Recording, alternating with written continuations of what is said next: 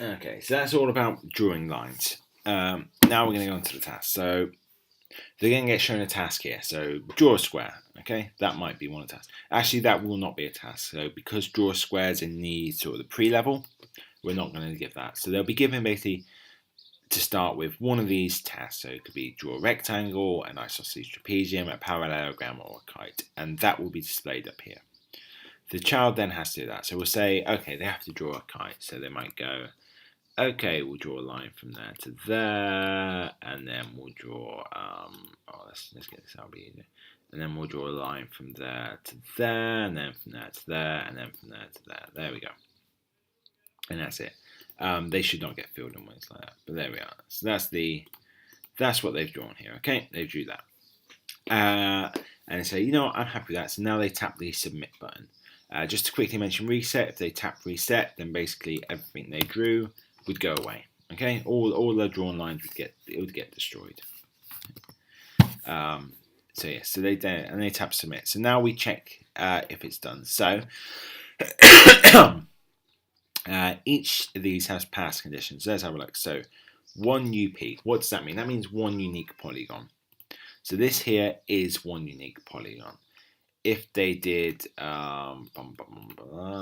did this, okay, now that is a different unique polygon because it's not connected to this one. So that is two polygons. They are separate.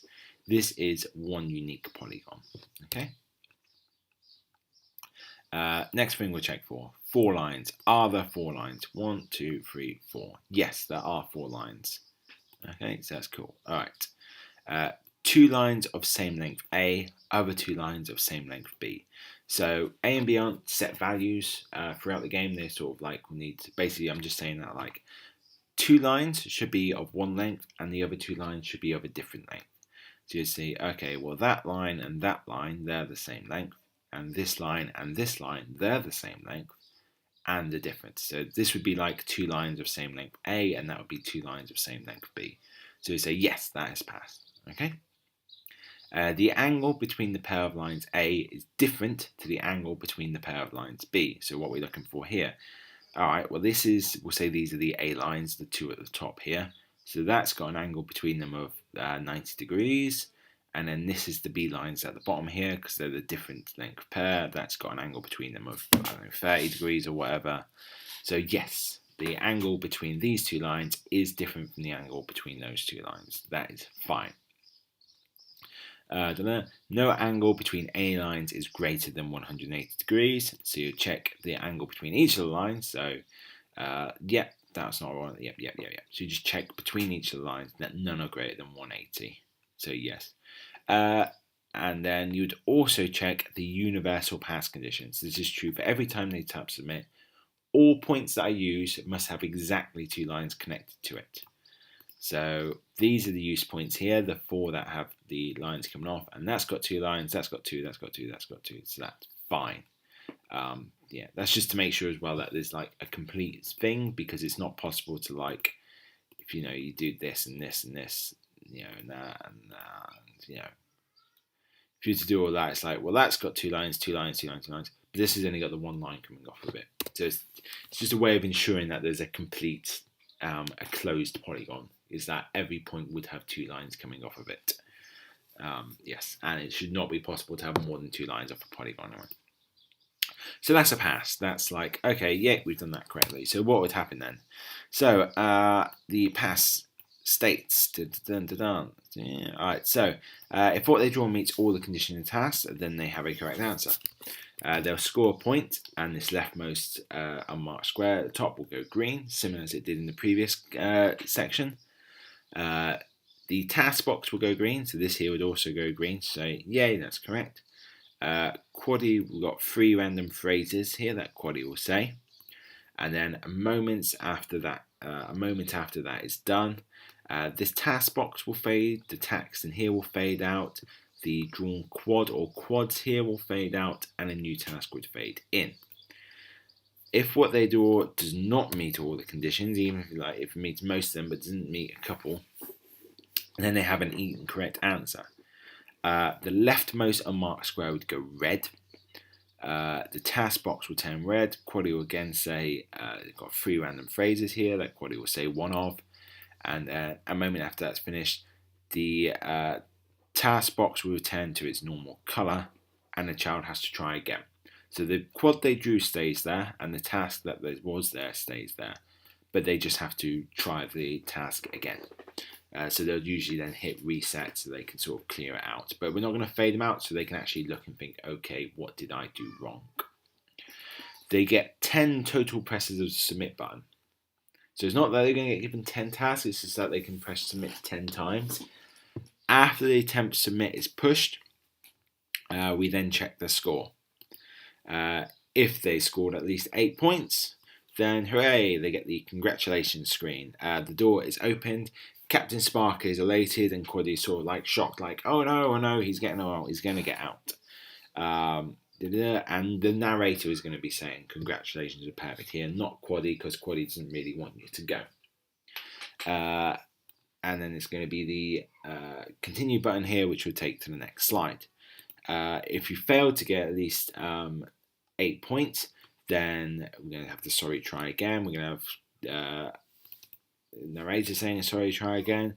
Captain Spark's going to be sort of like banging on the door saying, like, let me out, and then sort of like Quaddy could be like holding on to his leg or something, or onto his jacket or around his waist or whatever, trying to put him back. Remember, Quaddy's like quite a lot shorter than Captain Spark, maybe even like half his height. So yes, I will just go over a couple more things regarding this. So yes, the unique polygons really comes into effect. See, in this first difficulty, they're only ever drawing one quad at a time. Here, they will be drawing multiple quads. So here, they might have to draw 2 squares or 4 squares. And these have to be 2 squares different sided. So in here, the total length line of each unique polygon is different. So what that means is, I use that in the example here. Here is draw 2 parallelograms of different sizes. So these both meet the conditions for different parallelograms, and then you're going to look at the perimeter, so the total line length of each parallelogram, and you can see, okay, well, this line length is larger than that line length, so they're not the same, they don't match. So that's fine, that's good. And then also with difficulty 3, so all of the difficulty 3 tasks is basically it's going to name 3 quads, and they have to draw all 3 of those quads. So for each of them, it'll be 3 unique polygons and 12 lines. So for one of the unique polygons, it'll have to meet the pass condition for square. So you'll check here and you'll say, okay, what's the pass condition for square? Does it do that? Then for a different unique polygon, you have to say meets the pass condition for isosceles trapezium. So what's the pass condition for isosceles trapezium? Okay. And then what's for the third unique polygon, what's it for rectangle? And you check rectangle.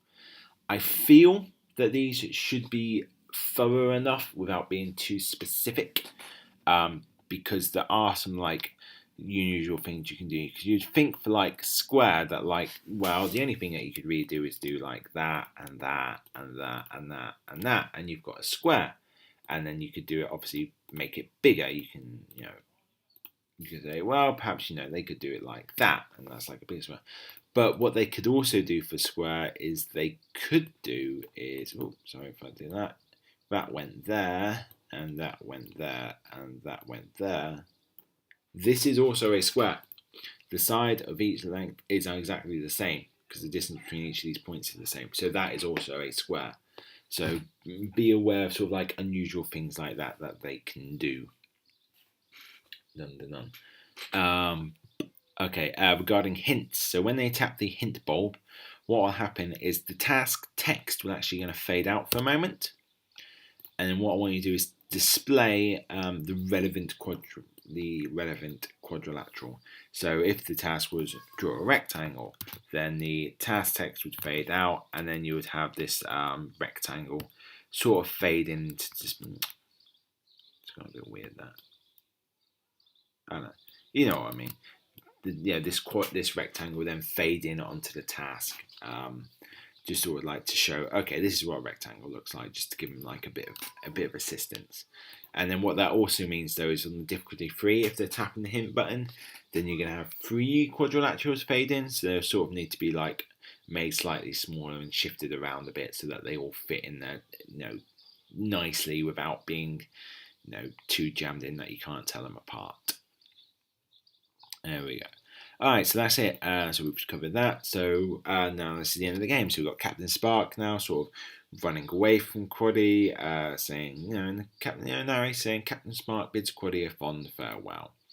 And then it's going to be the same as the previous. And then we've got Quaddy speaking up saying, hey, come back. You can do that if you want. And then level complete takes them to the final reward screen where they'll get their 7 gems. And then mission complete, so this is Quaddy by herself. She's still happy though. She's not like as upset that, Spark's gone. She was pleased that he was there. And she's got her quadrilateral still, so she's there and she's hugging her quads. And then you got the next mission, which takes you back to here. So, thank you for listening. I hope that was thorough enough, and goodbye.